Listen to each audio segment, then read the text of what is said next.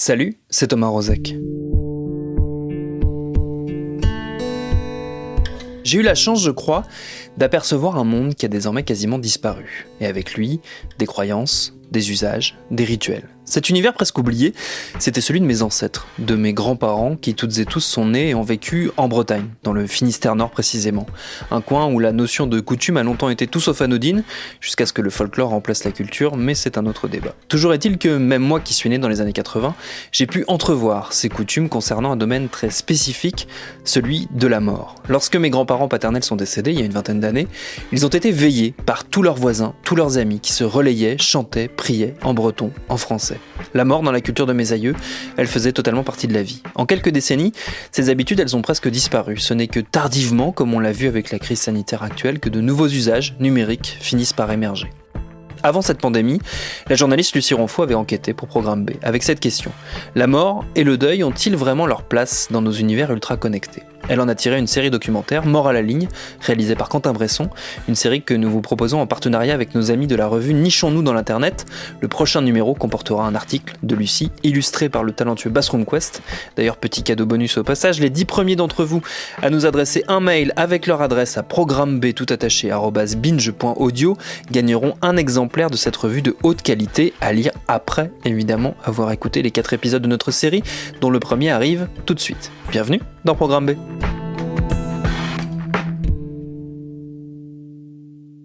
Je m'appelle Lucie Ronfaux, j'ai 28 ans et je suis journaliste. Ça, ce sont des informations que je dis facilement. Mais il y a une autre chose à savoir sur moi. Quelque chose que jusqu'ici, je n'avais jamais dit publiquement. Il y a quelques années, ma mère est morte.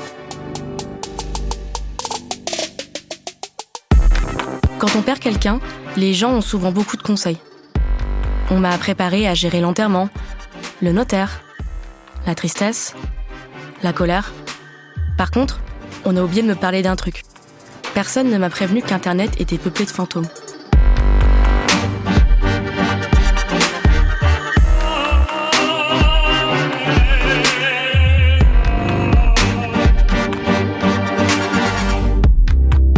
J'ai compris assez vite que le numérique allait compliquer mon deuil.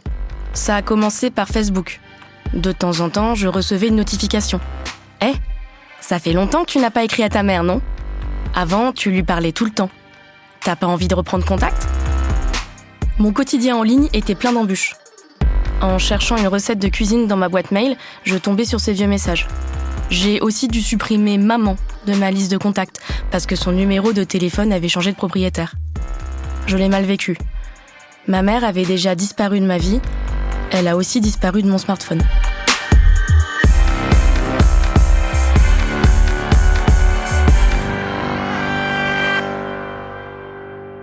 Moi, je m'appelle Valentin, j'ai 39 ans. J'ai perdu ma fiancée dans un accident de la route. Et moi, j'ai très mal vécu les réseaux sociaux et tout ça, notamment le Facebook qui te rappelle tous les ans anniversaire, ton post qui a eu le plus de commentaires. Oui, merci Facebook, c'est pas forcément celui que j'aimerais te voir remonter ou autre sur. C'est vraiment con, hein, mais ta playlist que t'as confectionnée en échangeant, en ajoutant chacun son tour une chanson ou autre pour s'envoyer des messages, celle-là du coup, pareil, j'ai envie de la bannir, mais les algos continuent de me dire tu l'as écouté des centaines, des milliers de fois cette chanson, on te la remet et à chaque fois tu sautes sur ton téléphone, non, pas celle-là, skip là, ou alors t'es parti pour 2 heures, 2 jours, 2 semaines, 2 mois de déprime. La situation de Valentin est typique des deuils modernes. Aujourd'hui, quand on meurt, on ne laisse pas seulement son corps, mais aussi plein de données en ligne. Un compte Facebook, une boîte mail, une chaîne YouTube, des tweets, des photos sur Instagram. Les algorithmes des réseaux sociaux, ces programmes qui ordonnent automatiquement les contenus de nos fils d'actualité, peuvent devenir cruels. Souvent, les proches sont désemparés devant ces traces numériques. D'après une étude de l'université d'Oxford, en 2070, il y aura plus de morts que de vivants sur Facebook. Il s'agit d'un enjeu moral, mais aussi économique. Héberger des données de personnes décédées coûte cher. Or, nos quotidiens sont de plus en plus connectés. Que se passera-t-il quand les gens nés avec le web vont mourir, eux aussi ? Petit à petit, les réseaux sociaux s'organisent. YouTube, Snapchat, LinkedIn permettent à la famille d'une personne décédée de demander la suppression de ses comptes. Facebook, lui, va un peu plus loin. Il est possible de demander à l'avance que son compte soit supprimé après son décès. On peut aussi nommer un légataire, une personne qui sera chargée de gérer notre compte après notre disparition. Dans ce cas, le compte devient une page de commémoration. Cette option permet aussi d'éviter que le compte ne se retrouve dans les outils automatiques de Facebook, comme les rappels d'anniversaire ou les publicités. Avec le numérique, on crée vachement d'habitudes. Et donc, on est dans sa routine de je me lève, ça y est, je vais faire un petit mail ou un petit SMS de bisous de bon matin. Parce que, comme on n'habitait pas ensemble, on pouvait pas le faire en vrai. Donc, voilà, donc tout ça, toutes ces attentions qui étaient devenues comme ça, il a bien fallu trouver quelque chose pour le remplacer. Et c'est beaucoup plus difficile dans le numérique parce qu'on n'a pas l'excuse de sinon, j'aurais juste déménagé, j'aurais changé mes routines physiques et j'aurais pas eu plus la tentation. Mais enlever l'existence d'un email, enlever l'existence de Facebook, c'est vachement compliqué, quoi. Des options pour mieux gérer la mort en ligne existent, mais elles sont encore mal connues du grand public. Certaines entreprises cherchent donc à faciliter les choses. C'est par exemple le cas d'Advitam, une start-up française qui permet d'organiser des obsèques en ligne. L'entreprise aide aussi gratuitement ses clients à fermer les comptes sur les réseaux sociaux de leurs proches décédés. Notre rôle, c'est vraiment de simplifier la vie des familles et donc de gérer le maximum de choses pour elles. Philippe Méralbe est le PDG d'Advitam. Parce que, heureusement d'ailleurs, on n'est pas confronté à un décès tous les 2 jours. Et donc du coup, on ne sait pas forcément comment ça fonctionne. D'ailleurs, déjà, ce qui est possible de faire et comment ça fonctionne. Et donc, nous, notre rôle, c'est d'être facilitateur pour eux. Et donc, en fait, on va clôturer les différents réseaux sociaux, si la famille le souhaite évidemment, en leur nom. Donc en fait, la famille nous dit par exemple, je voudrais clôturer le compte LinkedIn ou le compte Facebook de telle personne. On va contacter LinkedIn ou Facebook en leur fournissant les preuves du décès, donc les actes administratifs. Et eux, derrière, donc chaque réseau social va prendre les mesures adéquates pour clôturer les pages. Pour moi, c'est quelque chose qui reste très minoritaire et que seuls les plus technophiles d'entre nous connaissent, parce que les réseaux sociaux en font pas la publicité, hein, ils ont aucun intérêt à communiquer là-dessus. Donc c'est très bien, ça va dans le bon sens, de proposer le légataire, la clôture des comptes, etc. Mais à mon avis, c'est une infime minorité des gens qui savent que ça existe. Et c'est pour ça que nous, on a décidé de le proposer, parce que nous, on le propose systématiquement aux familles qu'on accompagne. Donc déjà, rien que le fait de savoir que ça existe, ça permet de faire quelque chose, quoi. On propose cette option juste après l'organisation des obsèques. Et en fait, il y a beaucoup de personnes qui souhaitent se laisser un peu le temps d'y réfléchir. Enfin, c'est pas un sujet prioritaire, en fait, où il y a une urgence de devoir clôturer les comptes. Donc, il y en a beaucoup qui décident de ne rien faire juste après les obsèques. Et peut-être que dans les 6 mois ou dans l'année qui suit, une fois que pour elles, le deuil est fait, là, elles peuvent prendre leur disposition, quoi. En France, il existe un flou juridique sur la gestion des données en ligne après la mort. En 2016, les députés et les sénateurs ont adopté la loi pour une république numérique. Ce texte proposait justement de créer un droit de testament pour nos données en ligne. Mais depuis le vote, cette disposition attend toujours son décret d'application. Alors en Europe, à ma connaissance, mais je peux me tromper, la France a été plutôt précurseur sur ce sujet. La personne que vous entendez, c'est Axelle Lemaire. Elle était secrétaire d'État chargée du numérique au gouvernement entre 2014 et 2017. C'est elle qui a apporté la loi pour une république numérique. Son but était de moderniser la loi Informatique et Liberté, aussi appelée loi CNIL, un texte qui régit le traitement de nos données depuis 1978. Ce texte ne prévoyait pas la conservation des données après la mort. Il fallait donc trouver un moyen de faciliter leur gestion, que ce soit par un testament spécifique, on appelle ça des directives générales, ou directement par les familles des défunts.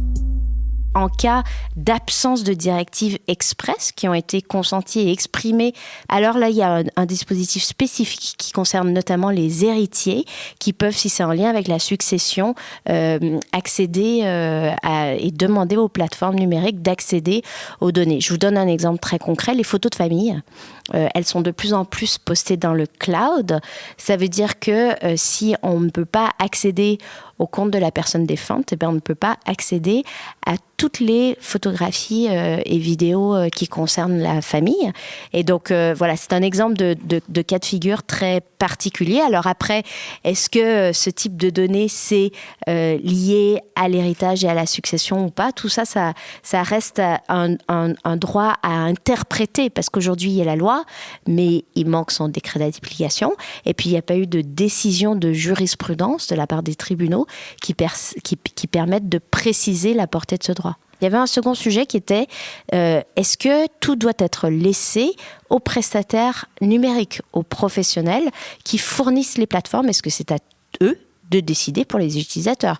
Ou est-ce qu'il n'y a pas un moment où la loi, et donc la loi souveraine, doit définir le cadre juridique? En l'occurrence, c'est la réponse qui a été apportée, qui a été de dire non, c'est pas que aux conditions contractuelles des plateformes de décider de la vie et de la mort des données personnelles en ligne. Bref, pas facile de s'y retrouver. En fait, très peu de gens réfléchissent à l'avenir de leurs données.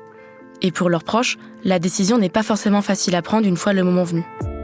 Il peut être douloureux de faire disparaître toutes les traces d'une personne aimée en ligne. Ou au contraire, on peut ressentir le besoin de ne plus jamais les voir. Ou alors, on espère trouver une voie intermédiaire qui n'existe pas vraiment. Ça a été super difficile. Au début, j'ai voulu... Moi, je me suis déconnecté complètement pendant plusieurs mois, mais je travaille dans le numérique, donc c'était pas évident de rester déconnecté. Ma copine et moi, ma fiancée et moi, on n'habitait pas la même ville. Elle habitait à Grenoble, moi à Paris. On allait emménager ensemble quelques mois plus tard. Et donc du coup, on communiquait énormément par mail, SMS, Messenger et toutes les autres systèmes de messagerie. Et donc j'ai un historique de plusieurs dizaines de milliers d'emails. Et donc que ça soit quand on recherche un mail avec un mot-clé qui match et qu'on revoit son truc, c'est impossible de les effacer, parce que quand on les efface, c'est fini. Quand on a quelque chose de physique, des lettres, tous les courriers qu'on s'envoyait, parce que on s'envoyait aussi pas mal de courriers parce qu'on aime bien le réel. Eux, je les ai mis dans une petite boîte qui est dans une autre boîte, qui est dans une autre boîte, qui est dans la cave de chez mon père. Donc ça existe, c'est pas trop proche, je suis pas trop tenté. Là, c'est sur ma boîte mail. À n'importe quel moment, je peux le revoir, mais jamais. Je pense que jamais je l'effacerai. J'ai gardé un téléphone sur lequel j'avais des SMS qui n'étaient pas transférables parce que c'était un vieux téléphone d'une ancienne époque. Voilà, il existe encore. J'ai gardé le chargeur juste pour lui parce que on ne sait jamais. Et donc cette partie-là est très très difficile. Sur Internet, on n'échappe pas aux fantômes des disparus. Mais parfois, il est encore plus difficile de se protéger des vivants. On a parlé de la façon de se préserver des traces numériques de nos proches après leur mort. Mais pour de nombreuses personnes, le web, c'est aussi un moyen de parler des disparus, de partager leur tristesse, leurs souvenirs. Y a-t-il une bonne manière de parler de la mort sur les réseaux sociaux ? Et le deuil, cette expérience si intime, a-t-il vraiment sa place sur le web ? On parlera de tout ça au prochain épisode.